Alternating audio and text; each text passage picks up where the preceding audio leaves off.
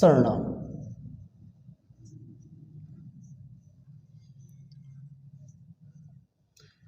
अनिश्चित सर्वनाम में से एक क्वेश्चन 100% आपका यूपी पुलिस हेड कांस्टेबल के अंदर पक्का यहाँ से पूछा जाता है, और आपका सीआरपीएफ का जो अभी एग्ज़ाम है यहाँ से एक क्वेश्चन आएगा। तो चलिए यहाँ से सबसे पहले इसकी परिभाषा को लेकर बात कर लेते हैं। वे शब्द जो किसी अनिश्चित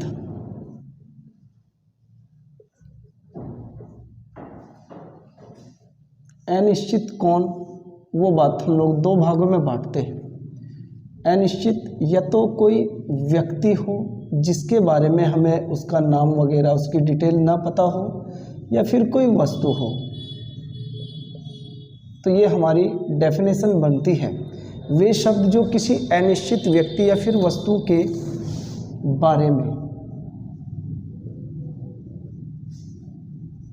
पता लगता हो, उसी चीज़ को हम लोग अनिश्चित सर्वनाम कहते हैं। देखो, अनिश्चित का मतलब निश्चित होता है जिसके अंदर हमें पता होता है कि कौन क्या है, लेकिन अनिश्चित के अंदर हम लोगों को कंफर्म नहीं हो पाता कि कौन क्या है। बस यही फ़र्क होता है निश्चित और अनिश्चित में। निश्चित और अनिश्चित को हम लोग दो भागों में बांटते थे, जिसमें से हम लोग अनिश्चित को दो भागों में बांटकर देखते हैं। इसको भी देखो, वहाँ पे हमारा एक वचन और बहुवचन हुआ करता था, बट यहाँ पे एक वचन और बहुवचन को लेकर बात नहीं होगी, क्योंकि मैं ये बात नोटेड में पहले ही करा चुका हूँ आप लोगों को। एक पुरुषवाचक सर्वनाम और एक हमारा निश्चयवाचक सर्वनाम, ये दो ऐसे पार्ट्स थे हमारे जिनके अंदर जो एक वचन होता था वह बहुवचन नहीं होता था, उसमें बदलता था। जैसे मैं का हम होता था, लेकिन यहाँ पे हमारा कोई भी चेंज नहीं होगा। जैसे इसके अंदर हमारी जो कंडीशन रहती है प्राणियों और अप्राणी को लेकर रहती है। एक होता है प्राणी और एक होता है हमारा अप्राणी। अब जो प्राणी और अप्राणी है, इसको जो अप्राणी है यहाँ पे एक और कंडीशन रहती है हमारी प्राणी को लेकर। अब जो हमारा सर्वनाम है, ये सर्वनाम, इस सर्वनाम के दो पार्ट होते हैं, या फिर दो संख्या कह सकते हैं आप लोग। इसकी दो संख्या होती है, एक तो मैंने कहा प्राणी के रूप में और दूसरा अप्राणी के रूप में। उसका याद रखने का तरीका भी मैं बता दूंगा आप लोगों को। देखिए, प्राणी एक होता है हमारा कोई, और दूसरा हमारा होता है कुछ। ये दोनों ही शब्द ऐसे शब्द हैं जिसमें हमें पता ही नहीं लग पाता कि कौन क्या कर रहा है या फिर किसके बारे में बात चल पा रही है। प्राणी को कोई मैंने रखा है, इसको कैसे याद रखेंगे? देखो, इसका जो पहला लेटर है को, तो को से आप लोग कौवा याद रख लेंगे। कौवा, कौवा क्या होता है? हमारा प्राणी होता है। कौवा क्या होता है? प्राणी होता है या नहीं होता है? तो प्राणी होने की वजह से आप लोग इसको माइंड में सेट रख सकते हैं कोई। अब कुछ है, ये अपने आप ही याद रह जाएगा, दोनों श्रेणी में आएगा। अप्राणी भी हो सकता है और प्राणी भी हो सकता है। जैसे दोनों का ही हम लोग एग्जाम्पल यहाँ पे लेकर देखते हैं।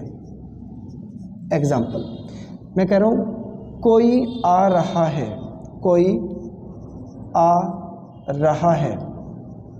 अब ये आपको नहीं पता कौन आ रहा है, क्या आ रहा है, किसके बारे में बात चल पा रही है। अब जैसे एक और सेंटेंस में यहाँ पे ले रहा हूँ, कुछ विद्यार्थी आ रहे हैं। अब कितने विद्यार्थी हैं वो संख्या नहीं मुझे पता लग पा रहा, तो मैंने यहाँ पे व्यक्ति अर्थात प्राणी के रूप में प्रयोग करा। एक मैं यहाँ पे ले रहा हूँ, कुछ पुस्तकें रखी है। अब पुस्तक क्या होती है हमारी? पुस्तक हमारी निर्जीव होती है, जिसको हम लोग अप्राणी कहते हैं, और प्राणी को हम लोग क्या बोलते हैं? सजीव बोलते हैं। प्राणी को क्या बोलते हैं? सजीव, जिसके अंदर जीव होता है। और अप्राणी को हम लोग क्या बोलते हैं? निर्जीव बोलते हैं। ठीक है भाई, पुस्तक के लिए भी प्रयोग कर पा रहे हैं और विद्यार्थी के लिए भी प्रयोग कर पा रहे हैं हम लोग। बस यहाँ से इतना ही क्वेश्चन बनता है। और इनकी कितनी संख्याएं हैं? दो संख्याएं हैं, एक कोई और एक कुछ। अब उसके बाद में हमारा जो पार्ट आता है वो बनता है हमारा 5th पोजीशन पे संबंधात्मक सर्वनाम। संबंधात्मक सर्वनाम। संबंधात्मक सर्वनाम की परिभाषा को लेकर हम लोग सबसे पहले बात करेंगे यहाँ से। वे शब्द जो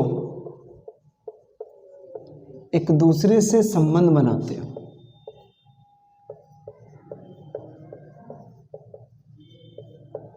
संबंध बनाते हो या फिर व्यक्त करते हो।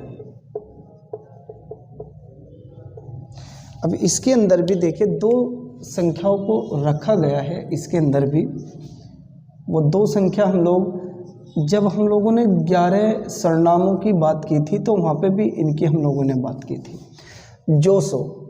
लेकिन एक बात और मैं बताकर चलूँ, ये दोनों एक ही साथ रहेंगे, जो सो, लेकिन किस प्रकार से?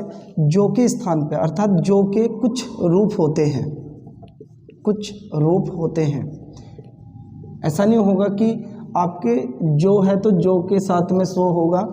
यहाँ पे जो के स्थान पे जो मैं यहाँ पे प्रारूप लिख रहा हूँ या यह रूप लिख रहा हूँ, इनमें से भी कोई सा भी रूप इसके साथ में जोड़ा जा सकता है। तो आप लोग कंफ्यूज मत हो बिल्कुल भी। अब देखिए, जैसे जो के जो रूप होते हैं, एक तो होता है जिसकी, जिसके भी कह सकते हैं आप लोग, जिनकी, जिन्हें, जिनको, और भाई जो की। ये शब्द हम लोग जो की के प्रारूप के बारे में बात कर रहे हैं। जैसे फॉर एग्जाम्पल की बात हम लोग यहाँ से लेकर चलते हैं, जो करेगा सो भरेगा। अब देखो, जो सो के साथ में संबंध बना रहा है, जो करेगा और जो इसके संबंध में रहेगा, इसके संबंध में यहाँ पे ये इससे संबंध बनाएगा। तो ये मेरा जो के संबंध में था। इसी प्रकार मैं लिख रहा हूँ जिसकी लाठी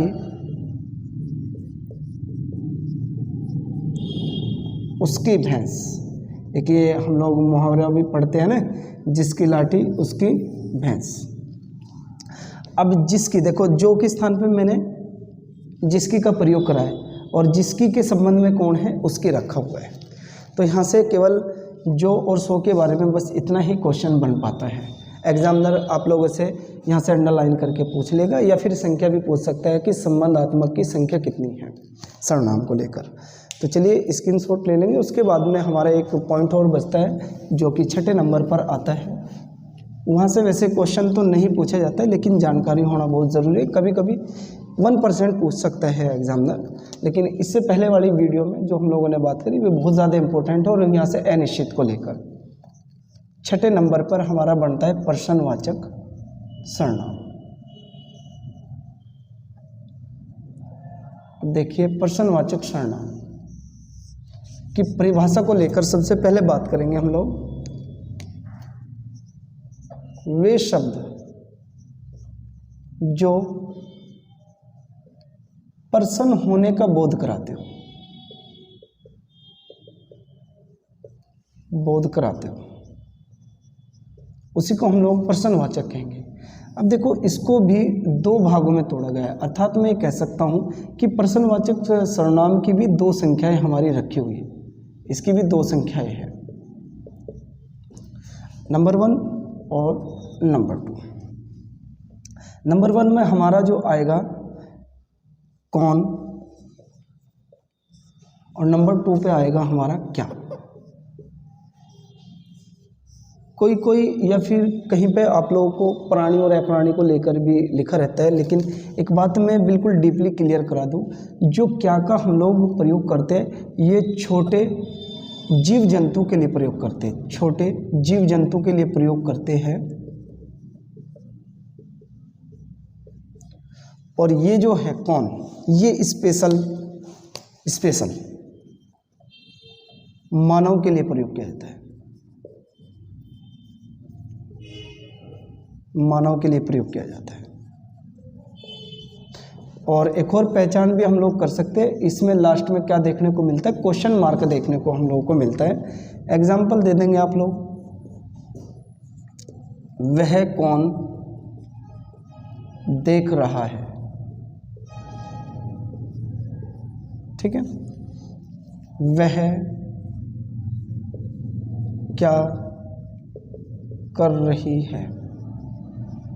तो ये दो एग्जाम्पल हमारे पास देखने को मिलते हैं। और एग्जामिनर देखो आप लोगों को अंडरलाइन करके ज़रूर देगा, जो भी वो सर्वनाम को लेकर क्वेश्चन करना चाह रहे हैं आप लोग, 100% वहाँ पे अंडरलाइन मिलेगा आप लोगों को, ठीक है। अच्छा, 2 संख्या इनकी होगी और 2 संख्या हमारी यहाँ से होगी, इनकी प्राप्त होती है, 4 होगी और 2 संख्या यहाँ से होगी 6। तो 6 संख्या का जो रूप है हम लोगों ने यहाँ से पढ़ लिया सर्वनाम को लेकर। और भी हमारे जो बाकी 5 बचते थे उन 5 को हम लोगों ने कवर किया था अपने पिछले वाली क्लास के अंदर, जो कि हमारे निजवाचक और एक था हमारा निश्चितवाचक और तीसरा था हमारा पुरुषवाचक। मैं एक तरफ नोट करके भी लिख रहा हूँ कि कौन कौन हमारा सर्वनाम किस किस के रूप में 11 प्रकारों को उनको बांटा गया है। आप लोग देखेंगे इसको भी बहुत ही ध्यान से, अगर किसी बच्चे की वो क्लास छूट गई है तो एक बार ध्यान से देख लेंगे। मैं इस तरफ नोट कर रहा हूँ, देखिए हमारे 11 सर्वनाम संख्या थी, 11 सर्वनाम संख्या, ठीक है। अब इन 11 सर्वनाम संख्या को मैं बांटता हूँ। एक तो था हमारा नंबर 1 पे पुरुषवाचक सर्वनाम,